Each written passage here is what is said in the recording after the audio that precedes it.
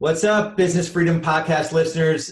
You all are in for a treat. I was able to wrestle Kris Lindahl down for just a few minutes here, just to share his amazing business growth journey. And I've known Kris probably for 5 or 6 years now. I've seen his business grow. I've seen him grow as a leader and one of the best marketers in any industry that I've seen. And I mean that with all due respect. Kris, how are you, brother? Doing well, man. Thank you for the kind words. The pressure's on now. Yeah, for sure. Let me ask you, before we go, I ask everyone who's on the podcast, are you prepared to share the good, the bad, and the ugly about your business growth journey? I'd love to. Awesome. Why don't you tee us up? Give us a couple minutes on a little bit of a background in you, a little bit about your production, so you can kind of just tease everyone with why they want to listen to us today. Yeah, so I got my license in May 2009, and it's been an interesting journey to say the least. So when I got my license back in 2009, obviously the market was crashing, and it was all short sales, foreclosures, and it was an interesting time because I learned so much about what not to do in business from all of the agents that had been in the business for 20, 30 years.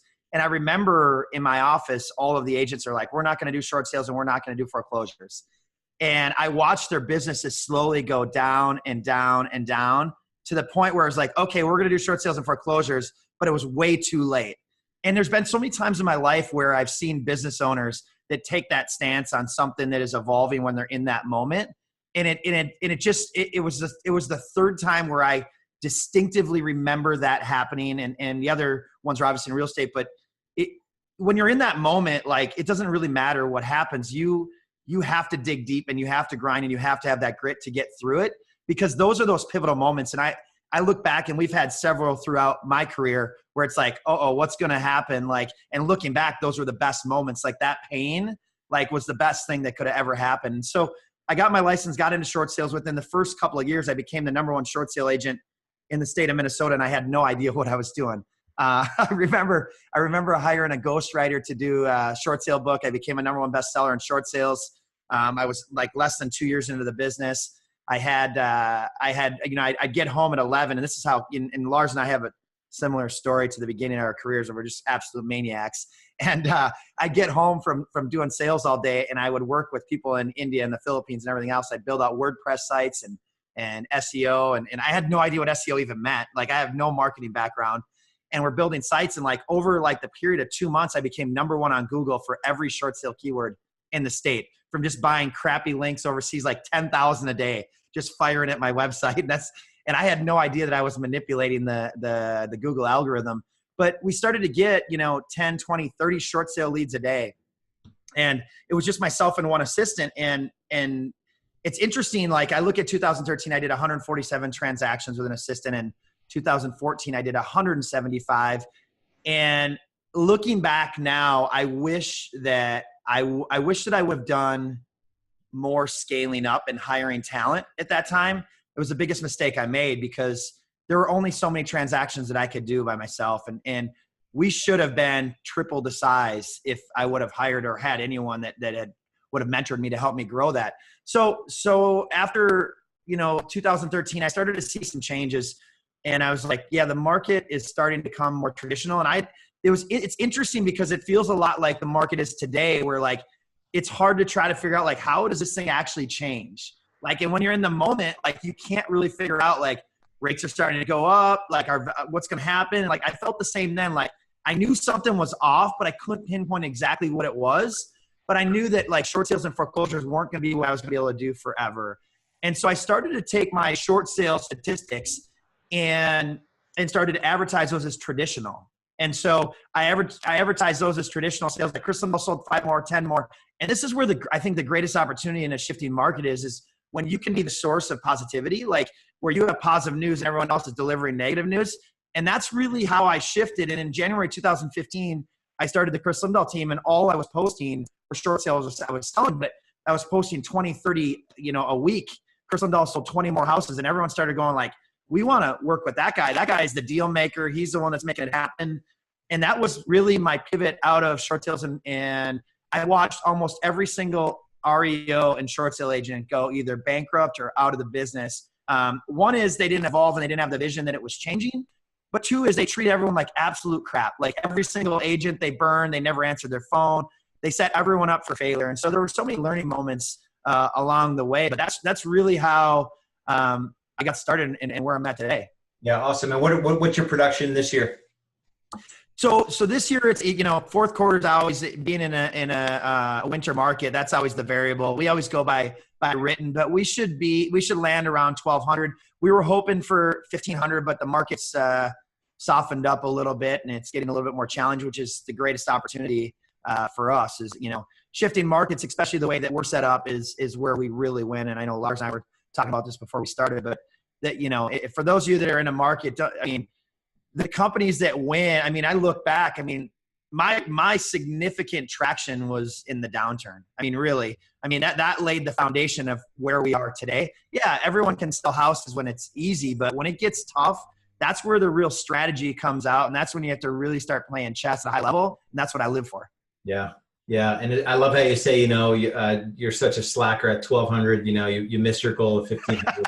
A guy that's only been in the business for, 9 years, which is cool. Let's go back to I think what our industry really struggles with. And I know this is something, just the idea of leverage, 85% of our industry don't have an assistant. Go back into you get licensed and the market is going sideways. What did you consider? How did you get through those times? Was, half the day selling, half the day building systems? Leverage, I know, is high on your list of things that help you be successful. But what advice do you have for someone, that's in the 85% of our industry? They don't even have an assistant. Yeah. Go back to your early growth days and kind of dissect it a little bit. That's a great question. I remember how it's funny when you take these steps along the way, you look back, I was completely freaked out, to be honest. I hired, I remember I went to an agent in a different brokerage or a different office in our same brokerage. And I thought this was the end all to my success. I interviewed her and she's like, nope, not interested. And I was like, damn, I'm not as good as I thought I was. And so she referred me to someone else who I did hire. And I remember that moment. I was like, man, how am I going to pay for this? Because you always, I think as I look back now, I always look at the front end, what the cost is. I never used to look at what the leverage and what the ROI is on all those jobs that I was doing. And that's the way that I used to always look at everything. And so I was like, gosh, I'm going to $40,000 a year. I'm maybe making 100. So half of it's going to an assistant. And so looking back, it's that, I was freaked out, to be honest. And I think that's how most people are. And that's why most people are in an environment where they end up not hiring someone, is because of that fear. And it's the fear of, I look at our business today and I look at the decisions I make, I still have fear. And that fear is, now I know, I've trained my brain that when I have that fear, that's an indication that I should power through it and move forward. But when I brought on my assistant, I had no idea how to manage anyone. I'd never had any training on leadership, on management, on anything. And so I just knew that in order for me to grow, I needed someone to help me keep essentially in between the lines, because I'm such a maniac. And so, yeah, so I hired her and we grew exponentially, but it was the things that I wasn't good at that she was willing to do. And that's where it offset, and where I remember there were days where I'd go to the office at 7 a.m. and I'd grab 8 listing packets and I'd go list 8 houses in one day, because in the short sale world, you had to list way more than we're actually going to close. They didn't all get approved, but she just had me stacked up with folders and I would go list 8 of those things in one day. And also looking back at that time, which is kind of, I feel like we're sort of in an environment like that right now, state of mind. My state of mind started to get a little skewed, because all I was doing is trying to solve other people's problems, and the stories were sad, and it was really awful things going on. And I remember trying to be as positive as I could, but now looking back, there were times where I'd get home and I damn near feel depressed just because of the stories I was hearing and things that were going on. And those times will definitely come again. And I learned so much about state of mind. I actually talk about it a lot with our team. And I'm like, hey, you know what? This is a roller coaster of ups and downs. You're gonna have transactions fall apart. You're going to get heartbroken. People are going to post on Facebook that love you, that they bought with someone else. Like those things are tough, but if you have your state of mind, like, and things are right, it's going to make a huge difference. And so that's the one thing that I learned back then. And then also like hiring that admin, where I made the biggest mistake is I hired her and then never hired anyone else for like 4 years. Like it's so funny. It worked so well that I didn't hire anyone else. Yeah, I know at the time I knew a little bit about your business, and, you ran the leanest backstage of anyone, doing like a quarter of the production you were doing. And that creates opportunity, financially, but problems for sure for you as well. Talk about a little bit about systems too, because you mentioned, you would sell, but even just breaking down the system where you were only involved in certain aspects of, of the process. Like you didn't need to be the one to put together comps or to put a listing packet together. Or like, how did you view systems back in the early days? Yeah. So systems back in the early days were, obviously looking back now, it was a bit of a fire drill. I mean, it was, when you're grinding at that level of production, like there isn't much room for anything else. I mean, you start to sacrifice relationships, friendships. I mean, obviously my daughter, everything was wrong about like trying to accomplish 175 or 147 transactions for that matter by yourself is pointless. Like there's gotta be a bigger purpose than just like trying to make money and like have financial freedom. Like it's not worth it to burn everything out around you. And so for me, like the systematic approach to it was just simply like, she would provide all of the information I needed to go to the appointment where I could just sign it, like everything, like to the point of like you, to your point, the comps, the contracts, the short sale authorization letter, the short sale packet, the checklist, everything I needed was ready to go. We had a checklist that we would follow of every document that I needed, and they were checked off. And so every appointment I went to, I just checked each one off and made sure they were all signed. I'd come back, drop them off, and I'd do the same thing next day.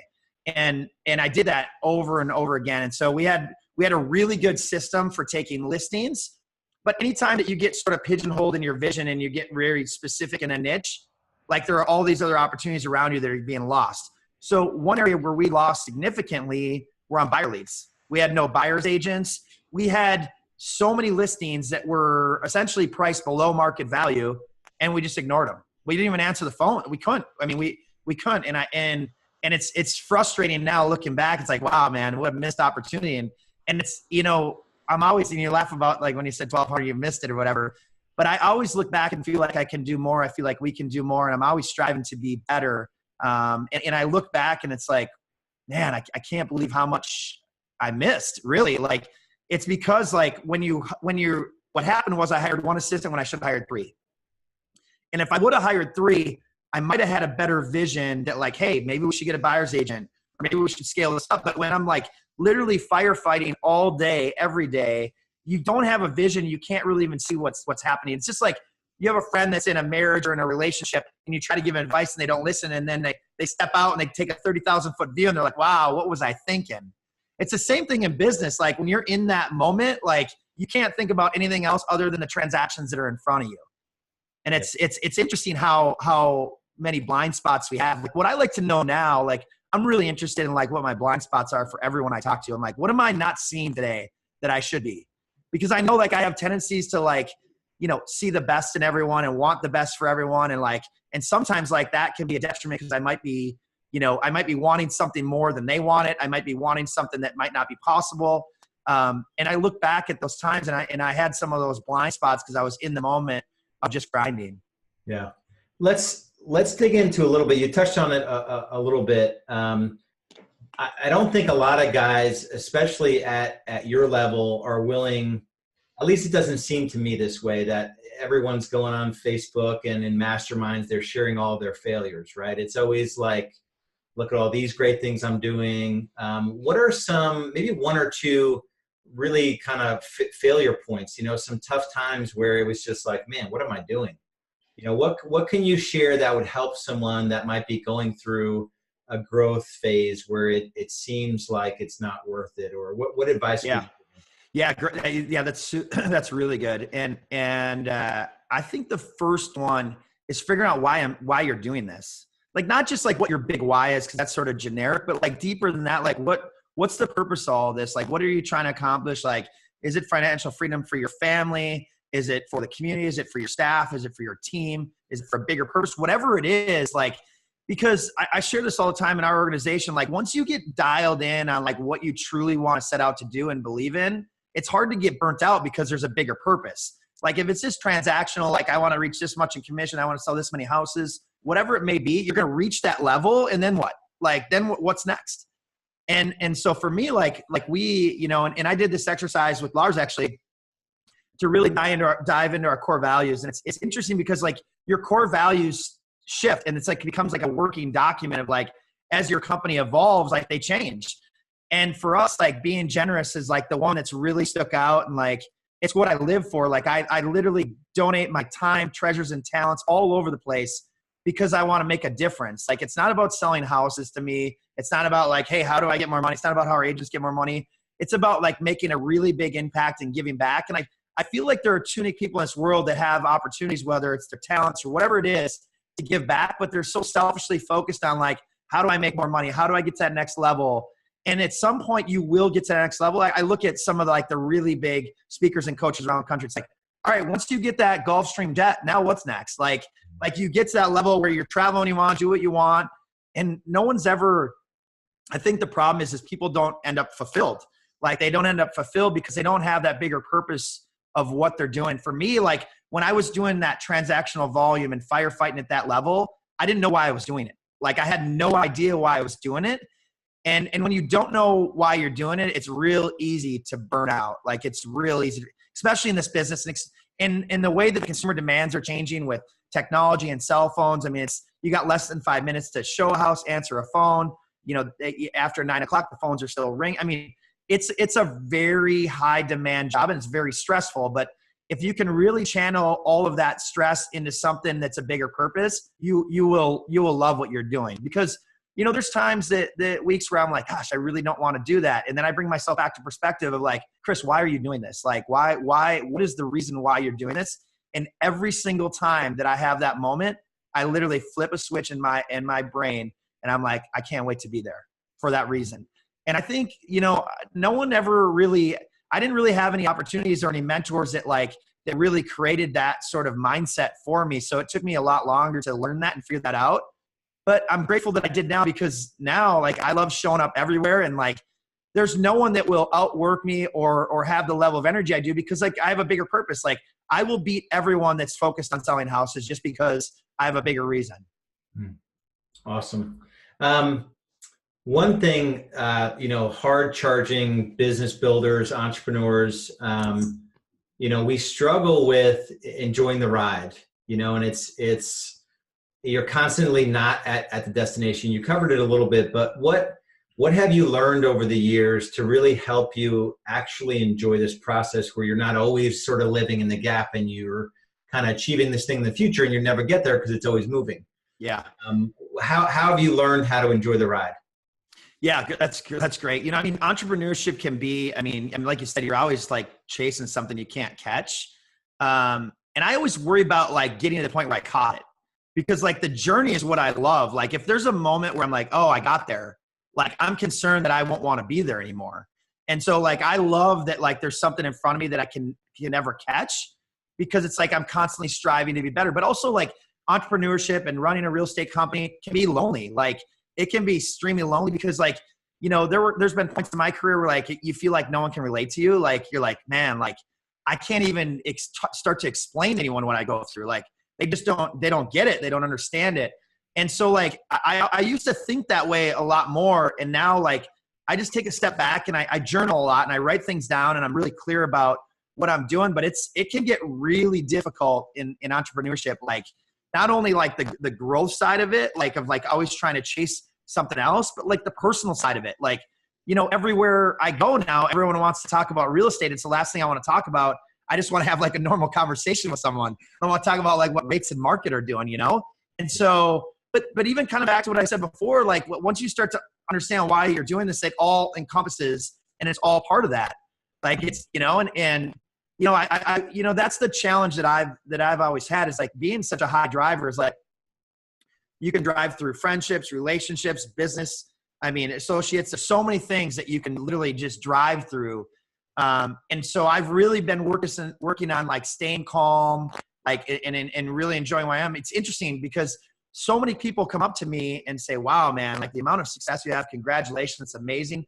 And I never feel like I have that level of success. Like it's always funny when you hear that, or like where someone does like a bio before I get on stage, and I'm like, man, is that even me? Like, cause I never feel like that. I also came from nothing. So I came from absolutely zero. So anytime you like where I am today, like I far surpassed any place that I ever thought growing up that I would be. Like, so for me, like that, like whole, like slow down and enjoy it. Like I've really started to learn that like, it's about like my bigger purpose of what I'm doing. And it makes it a lot easier to slow down. One thing that I hate about, and I don't use the word hate often, but I can't stand like a super ego maniac, like person that like has success. I can't be around them. Like I can't. And I always remember where I came from. And that's why like I always try to be so humble about everything we're doing. It's also why I feel so strange when people like put me on this pedestal that I've had all the success, because like I feel like I'm just an average person trying to run a business and be generous and give back to the community and to the company and the families that are a part of our organization. Like that's what drives me. Like it's not about like, hey, let's see my name in the lights, or like I want to see if I'm number one, or I want to make transactions or this much GCI. Like it's all about like how I give back and how I make a difference. And when you start to do whatever that is for you, and I remember when I first had one, I just went on Google and copied everyone else's core values and thought that's what I stood for. I put them on plaques on the walls that no one read and no one had any idea what was going on.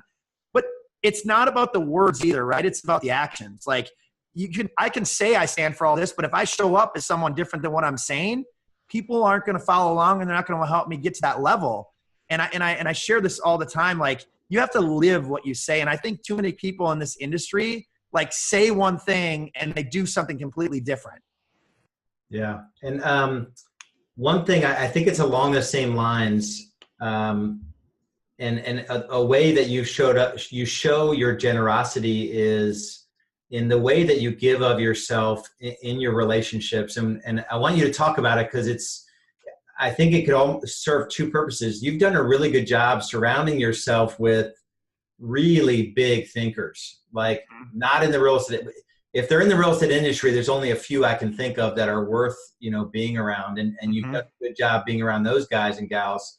But then also outside of the industry, you'll Vox me and say, yeah, I was just talking to like, the CEO of this tech startup. I mean, he just got his third round and I'm just like, well, how do you get in touch with these people?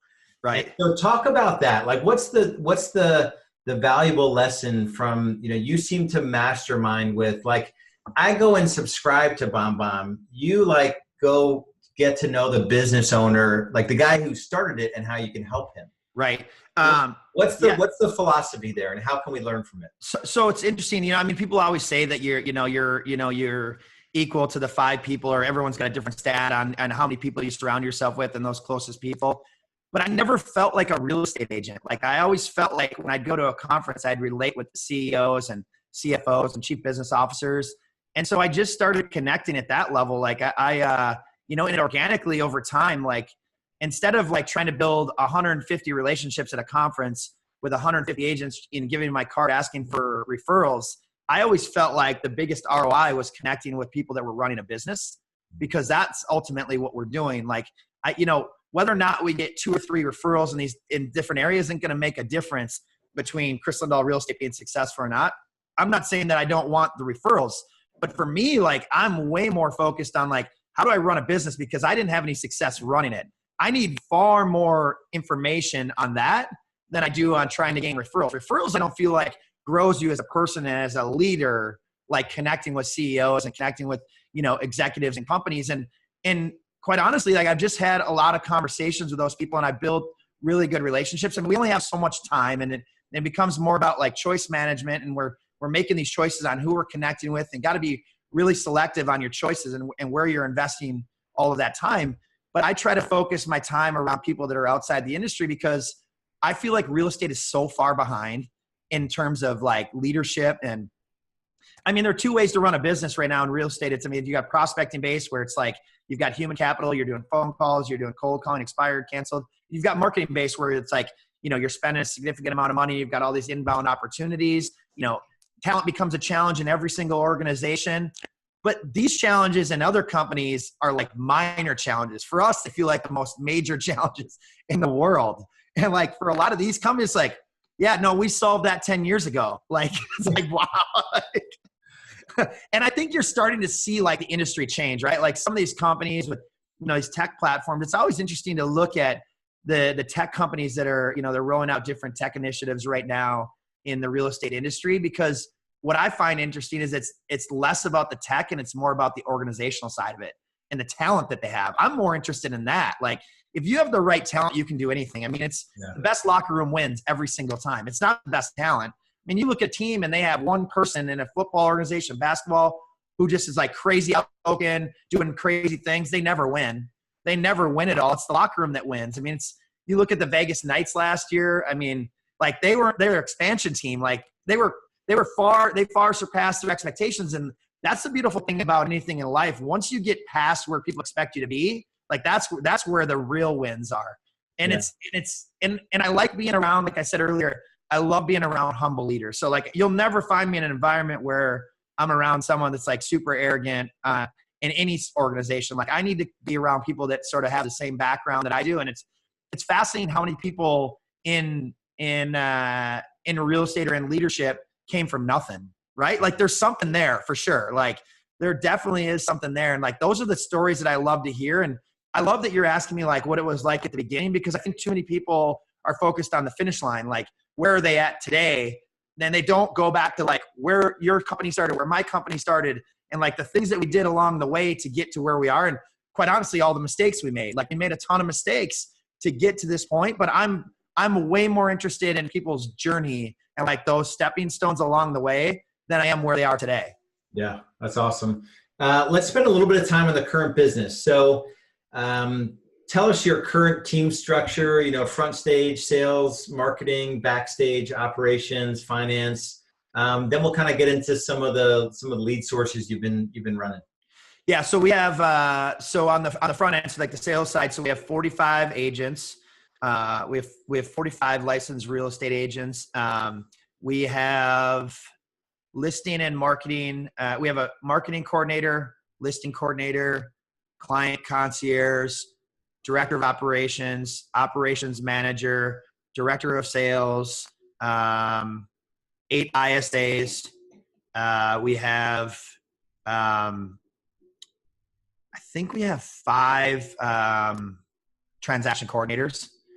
So we're really focused, we're less focused on marketing and at this point and more focused on client experience. I mean, everyone always says like customer service, but like I say this all the time, customer service means you're responding to someone's problem.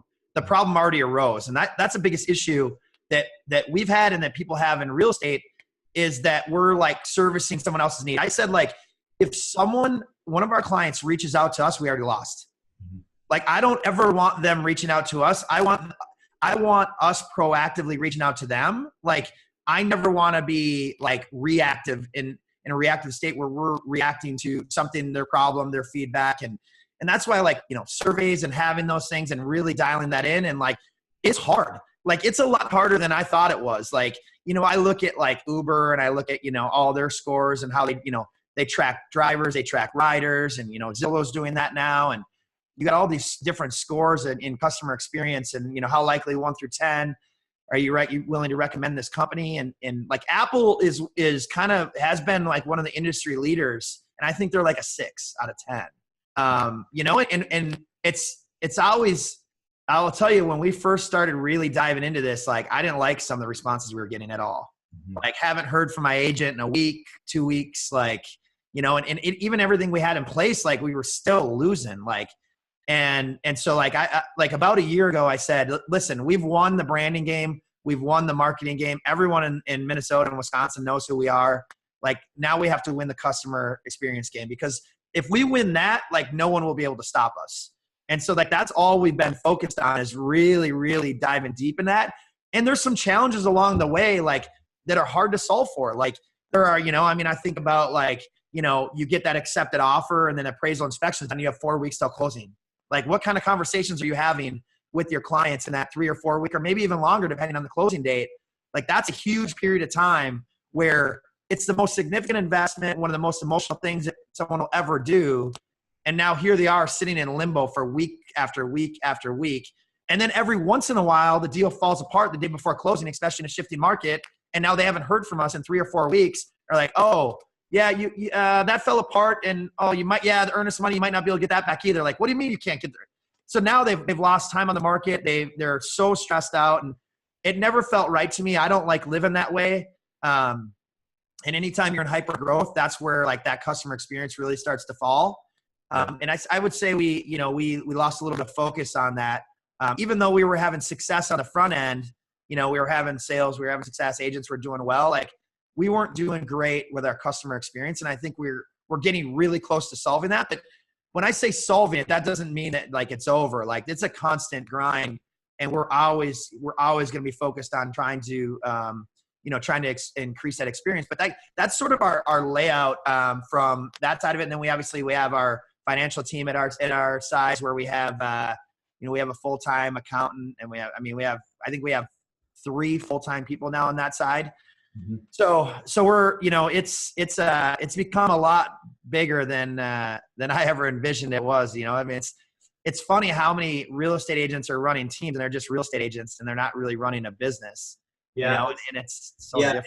And you mentioned it before, and it's an old industry. So it doesn't, when I got into the industry, the most exciting thing was that there's no real sound business principles for the most part that happen in our industry, because 85% of agents don't even have an assistant, right? So the industry is ripe for all of this. And, I'll go through with a client and I'll say, yeah, you can actually put an ad out there and you can say, if dialing the phone, 300 dials a day excites you, then you're welcome to come on our team. And they're like, no way. You'll never find anyone that can they don't want to do that. No. No. There are people that are willing to clean crap out of toilets. You're just trying to find an inside salesperson. You're not trying to find a real estate agent. Right. And it's just common sense escapes our industry for the most part. And it's going to go through a whole world of hurt, for agents that don't get it. And you mentioned, providing a differentiated service. If you're not building that, first of all, if you're not building a real estate team, it's likely you'll be working for one. And if you have a real estate team and you're not focused on whatever the analogy you want to use, Ritz-Carlton or Mercedes-Benz or Nordstrom or Disney, or, you need to get beyond that if you're going to be relevant, right? Because there's going to be technology solutions where you can pay $1,000 and have your home listed, That's right. One thing that's really fascinating to me is the amount of agents that have been attracted to teams that are just buying leads. Like it's fascinating. Like in our market, I look at all of the different, I look at all of the different teams that are having success, and it's so fascinating how many of them are dependent just on buying leads. No one's built any sort of brand or strategy. And there are so many, the beautiful thing about real estate, there are so many different ways to do it. There's no right or wrong way, but just starting a team, because that's the cool thing to do, and buying leads is a temporary thing. It is impossible to just buy leads and make it as a team long-term, and I think it's the quality of the lead is changing. I mean, the platforms are damn near all equal at this point. It's pay-per-click, it's Facebook, or it's Zillow, it's JuliaRealtor.com, whatever it may be. It's so fascinating how many people are buying those. And I've said this for years, when you buy leads from one platform, and that's 75, 80, 90% of your business, that's a dangerous position to be in. And I don't even really think you have a business, because at some point you will be out of business as soon as, we're watching it happen in our market with all of the portals where they're just increasing the cost. And it's kind of fun to watch selfishly, because I've watched some of these teams scale up over this period of time, just solely buying leads from those platforms. And now there's not a positive ROI. And I don't even know if they know it yet, because as you know, when you're still selling, you can sort of justify and offset the cost of leads when you're still getting 100% of the commission when you're selling. but I look at all the people that are buying leads off of these platforms. I'm like, there's a day not long from now where they have no idea that it's over. Like Yeah, I was sitting next to a guy on stage. This was like in Uptown Charlotte, and I forget what it was, but it was pretty well attended. So I did it. Some like a top producer panel or something, and he was the internet like genius guru, and that's kind of how he presented himself. And questions were asked of him, and I found out that the dude was spending, and this is not firsthand, but like $75,000 a month on Zillow. Yeah. Like, and his team, quote unquote, came out of nowhere, and all of a sudden they're producing. I'm like, and this was, I think, when it was like borderline okay to have like 90% covered by lenders if there was two of them or whatever. That I don't know the details, but that went away, and it's like the dude's slinging a lot of homes himself just to make any money, because it's not a business. It's not sustainable. There's nothing business about it. While I have you though, I want to give us a 2-minute, so I'm going to challenge you, a 2-minute lesson on marketing. If you were to give like someone who's, a top producing agent, so they're selling 20 or 30 homes, there's no smarter dude I know in our industry than you in terms of marketing the right way. What would you tell somebody that's at that 20 to 30 leads? They want to maybe start a team. They want to lead with some marketing. What would you tell them? So, well, there's a couple different ways to answer that question. There's the, if you have a budget for it, there are different things that you could do. If you don't have a budget, there are other things you can do. So if you don't, I'll address if you don't have really that much money, like you can still kill it with marketing. First off is you have to be so aware of your surroundings. Like you have to know what's going on around you. Like you have to go like, okay, where are people at? You got to meet the consumer where they're at. Like whether it's what they're passionate about at the time, maybe it's a conversation that's happening, virally. Like you have to figure out like what triggers people today, and it can't be real estate. Like it can't be about real estate. It can be subtly that they know you're in real estate, but you have to figure out what people are passionate about. And people aren't passionate about buying houses unless they're actually buying a house today, which is a very small piece of who's actually buying a house today. I've always been really focused on what people are talking about. Like, what are the trending issues that are happening? And I'm not talking the hot topic, like talking about, politics or anything like that. But I'm talking about things like locally in your market. Like last year for us, it was the Minnesota Vikings, and like they had their Minneapolis Miracle, and they scored with 7 seconds left. And it was like this crazy thing. And then they went to Philadelphia, and they were going to go to the Super Bowl. And anything you put up purple, people went crazy. And so I put up a purple billboard in Philadelphia outside the stadium, and like people went nuts because that's what people are passionate about. And no one really understood what I was doing. They're like, why would you advertise a purple billboard to Philadelphia fans? And I knew that like it wasn't even about being about the people that were there. It was about the activation on social media. And so like having that, like the only reason that worked is because every single person in the state was literally living and breathing purple in that moment. That's the only reason it worked. If I put that purple billboard up today outside there, no one would be talking about it. But everyone was so passionate about it at the time. And that's why you always got to watch like what's happening, what those issues are that are happening in the in your market at that time. The other thing is every single person watching can make $500,000 to $1 million a year by just literally picking up their phone and recording videos every single day. Like, and it doesn't even have to be to a significant amount of people. Like, I think everyone's so focused on like, oh, I need all these followers, I need all this stuff. And that's like what I said earlier, everyone's focused on the finish line, not the journey. Like if you just go and do a Facebook Live or an Instagram or a Snapchat or whatever your preference is, and YouTube, and you do these videos and you share a market update, or you share, what's going on with the Vikings, or whatever it is you're passionate about and where others are passionate, and you post that, you will get so much traction over time. And the beautiful thing is no one will do it. Everyone's scared to be on video. No one's consistent. Like that's why it's the greatest opportunity in the world. And I've looked, I looked back to 7 years ago. So I've really been focusing on, where I was 7 years ago. It's when I started doing video. I was awful. Like I do 100 of them in a day, and I'd sit for 8 hours straight with a DSLR camera and a remote and a piece of paper that was right above the lens. So I looked eye level, looking at the lens, and I read for 15 seconds. The only thing I changed was the city name. And I was like, are you looking for a short sale agent in XYZ city? I'm the best, the greatest of all time. Like, call me right now. And I did those every single day. And I've watched over time, like I started taking speaking opportunities. When I started taking speaking opportunities, I had to have a PowerPoint. It started at 20 minutes. It started at 30 minutes. It started at 40 minutes. Now I can speak for 3 or 4 hours without a note.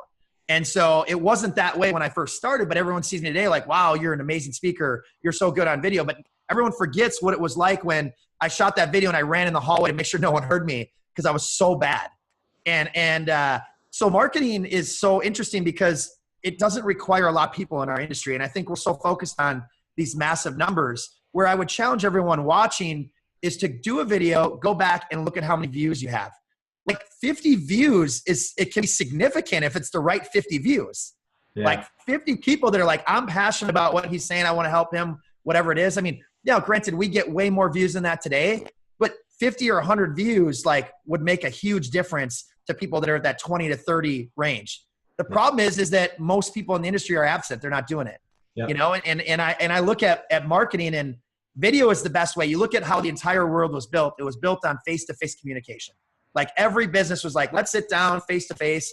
And now we've had all this technology and all these platforms that have sort of replaced that emotional interaction. And it's why it's the greatest opportunity to do video.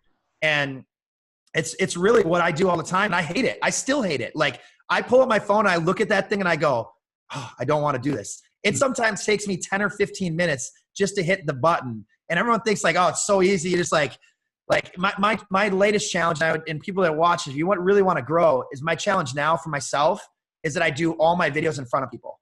So like now I do all my videos with people right next to me, watching me, in front of me, moving around, because it's really hard. It's really hard to do it when you've got distractions and people around. But like I'm so focused, I want to be the best communicator in the world. And so I need to put myself in environments like that. And so that's really from a marketing angle. That's one area. Here's another one last one that's I think would be really effective. So I just started a podcast. It's not actually live yet. The trailer's live, but our episodes will go, and I'd love to have you on there, Lars.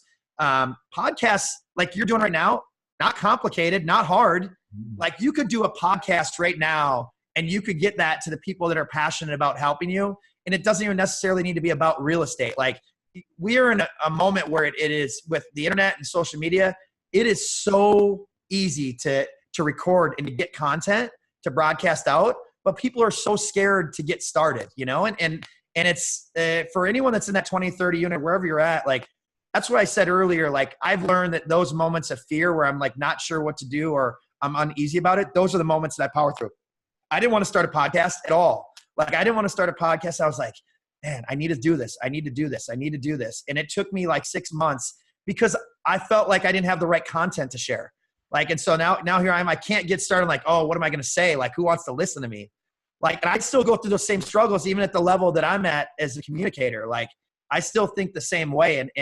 But once you start to really dial in, like exactly why you're doing it, the last thing I'll say on the marketing is once you figure out what you stand for, it can become consumer facing and it can become, business facing. So like your core value can take a life of its own to everyone that's watching you, but also the people in your organization, their families, people that are attracted to come work for you.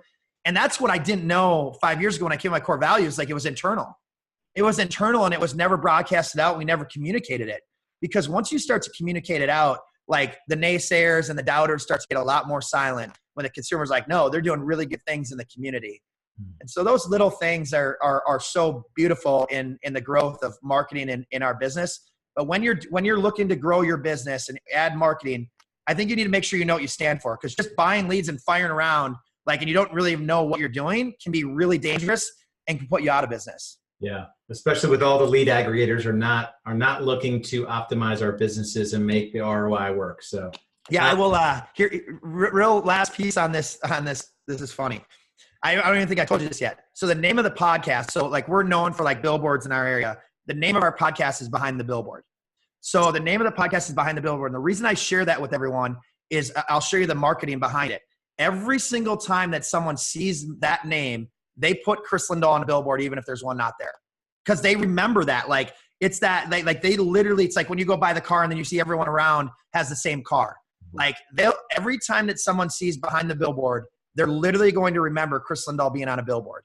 And to me, like Behind the Billboard can mean so much. It can mean leadership. It can be marketing. It can be organization.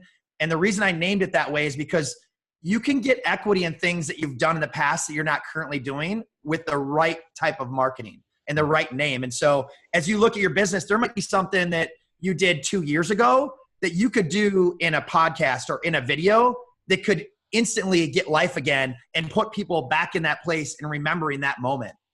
Yeah, that's awesome. As we wrap up here, I thought we were just getting started. Yeah, no, I could talk to you for hours. Let me ask you, if you had to do it all over again, what would you do differently? Yeah, great question. I would have scaled up earlier. Yeah, I mean that's I would have got leadership training early on as well. I remember like the early days of where you and I knew each other, and Lars was always like, I spend more money on personal development than anyone. And like now I'm just trying to catch you. Like now I'm just like, how do I pass Lars? Yeah. Because like and obviously you become like an adrenaline junkie to like jump up and down and clapping and getting all crazy, and like it feels good. And when I first started like really focus on becoming a better person and doing that, like I would get all this information and I had so much information. I'd get home, I'd be all jacked up, but I wouldn't dive deep into what it actually was. And so now I really try to simplify and just take a few things that I can take action on right now, because I've got books and books and books of notes and videos and manuals and everything else. But I would have, if I could go back, I would really focus on scaling up earlier. And I also would focus on leadership way, way, way earlier, because it's not about the marketing, it's about the people. Like, and if you can't lead people and you're not on a journey to become a better person, then why could you expect anyone else in your organization to be on that same journey? Like, and I wish I would have known that sooner. I'm fortunate that, I've had a lot of mentors along the way, including Lars, that have helped me get to that point. And so, I feel really good about where we are today. I feel really good about the way that I can be transparent and vulnerable in front of our company. And 6 years ago, I couldn't have done that, Yeah. And it's crazy. I mean, leadership and management, especially in our industry, I mean, it's stuff you can absolutely learn.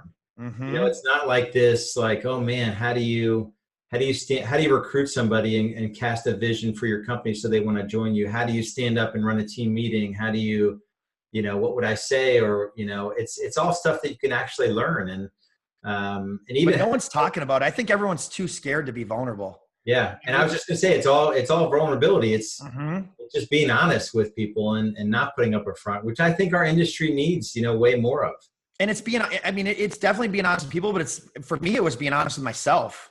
Like it started there. Like, what are you trying to do? What are you trying to do? Like, when you're at a point, and everyone has these points in their life where like, you're literally not even comfortable with who you are, right? Like, you're like, what am I even doing? Like I'm working all the time. Like I'm not a good person to anyone around me, because all I want to talk about is work. And like, and I always found myself wanting to be somewhere else than where I was. Like I'm here, but I need to be there. And then like, I'm here, I'm over there. And like, it was this constant like juggling act of like, I always wanted to be somewhere else, and people around you know it. They can feel it. Like, they're like, did you even hear one word I just said? And I'm like too busy trying to figure out the next marketing campaign. But I've really focused on those things because I'm willing to get super vulnerable. Like, and like I said earlier, like really start to understand my blind spots. And I just don't, there are a lot of people in our industry that are willing to do that. And it's just another thing where we have such a significant advantage, especially with all these teams that are buying leads on portals, as that all crumbles for them. Like leadership is going to be what wins. Like leaders, because people, what I'm starting to find, and I'm sure you are too, it's not just leads that people want. They want to be a part of the community, want to be part of the culture. Like they want leadership. Like we're on this journey to try to help everyone become better people, but also better leaders, because I'm convinced in our organization, if they become a better leader for their family, for their spouse, for their kids, for their community, clients, past client sphere, like if we can help everyone in our organization get to that level, then we'll win. Then we'll win at the highest level. But yet everywhere I go, no one talks about any of that. They're like, hey, let's get some more leads. Like including, that's where I was 6 years. Like, shit, man, leads are cool. Like, let's get some more of them. Like, how many leads do you have last month? I had 1,500 leads. 1,500. But it's, there's so many opportunities in this industry right now. And I know people are scared and, think things are changing. They're reading all the wrong shit in the news. And it's such a great opportunity right now. Like we're on the horizon of what looks to be a really big shift, not only with like rates, but technology and it's leadership's going to win. Leadership's for sure going to win. Like when I look at the other companies, like there aren't very many companies I've seen around the country that are even focused on any sort of vulnerability or like growth or everyone says they have culture, but the best culture you can't talk about, you have to feel it and experience it. Like that's the best culture. It's like walking into a locker room, you're like, wow, this place is amazing. Mm-hmm. Like that's how you really win culture. You don't get online and talk about how amazing your culture is and come work for me. You have others that are to talk about it and experience it and feel it. And it's super exciting times. Like it's probably the most excited I've ever been in our business, because like we've done the hard work for so long and building a brand and being super obsessed with personal development that like everyone else has been focused on leads. And that's where I was like 6 years ago. It's all about like how many leads can we generate in the front on the front side with a, like you said earlier, a really lean backside. But now like I feel like we're just going to smoke everyone. Like I feel like we're literally going to smoke everyone, because they're all like, hey, like how are we going to get more leads? Like this platform just changed to like, now they're going to do concierge. Now they're getting a 35% referral. Like I don't care about any of that right now. Like I'm focused on like, how do we help our people become better people? And I'm convinced that like, if we do that, we will win at the highest level. Yeah. It's like the Zig Ziglar quote, if you help enough people get what they want, I mean, you'll get whatever you want. For sure. Like it's tough, as a real estate team leader, when you're making that shift from production and into growing a team, it really is tough in that time to feel like doing that. Oh yeah. And so it's like, nobody's going to work as hard as you are. Nobody understands what it's like to spend $10,000 a month, $20,000 a month, $50,000 a month, $80,000, like nobody. So you almost get a little bit like, you guys just don't get it. You're not going to work hard enough and I hate you for it. Instead of like really leaning into the posture of, I really have to serve you, Yeah. And I lost, we were really closely connected when I was trying to get out of production. It took me 3 times. Because like I'd get out and then we'd like lose opportunities. I'm like, oh, like I got to get back in because I'll convert all these. And what I've learned is like, you could look at any part of your organization and do that every single day. Like you could say like, hey, I can jump in here and do it better. Not necessarily that you always will, but you feel like you will. And so like that was a hard moment for me where like I really had to step out of production and lose really. We took a step back in terms of our conversion rate before we took a step forward, as we learned like how do we pivot through like Kris not being the one to show up. And that's a really difficult thing. And I think most people are in a place, that 85%, where they feel like no one can do it better. And it's a humbling experience. And it's really intoxicating when you get people that actually do it better than you. Like then people come up to me like, hey, I want to sell my house to you. I'm like, great, I'm terrible. This person's way better than I am. Yeah. And they really are. Yeah. Like I'm not the best person to be on appointments. Yeah, that's awesome. My follow-up's terrible. But I know you asked earlier about like, my favorite quote, and this is always a quote that I always believe, like it's like that whole hard work beats talent when talent doesn't work. Like it's the one that always stuck with me, because like you don't have to be the most talented. And I've watched some people come and leave our organization that were amazingly talented, where I'm like, this person is going to do so much, but they don't wake up. They don't show up. And then I watch someone that doesn't have nearly the talent level, but does everything we say and shows up and is focused and dedicated, and they do way more production.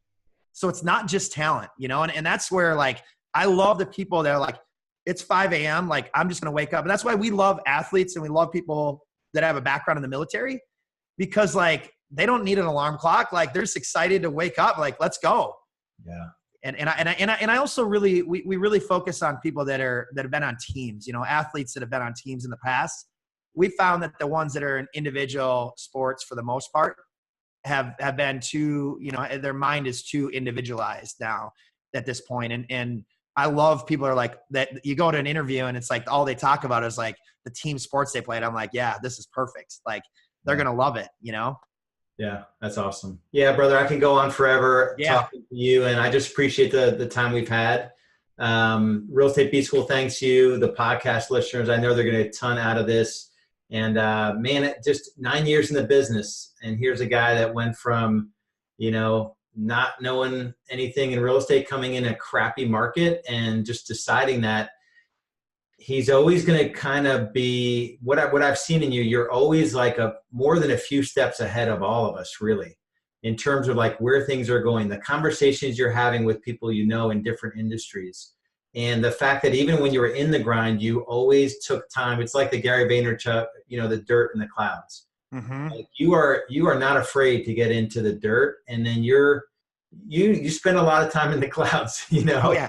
Oh yeah. but you're not willing to do the hard work as well. And I think real estate, this industry, like if you're not spending time in the clouds, thinking about where the industry is going, there are three shifts going on at once, and you alluded to them, right? There's the business model shift of people that are going to come in and buy all the houses. Like, you want to move into that house, I'll buy the one you're living in, I'll do all the repairs, Right. move in one day.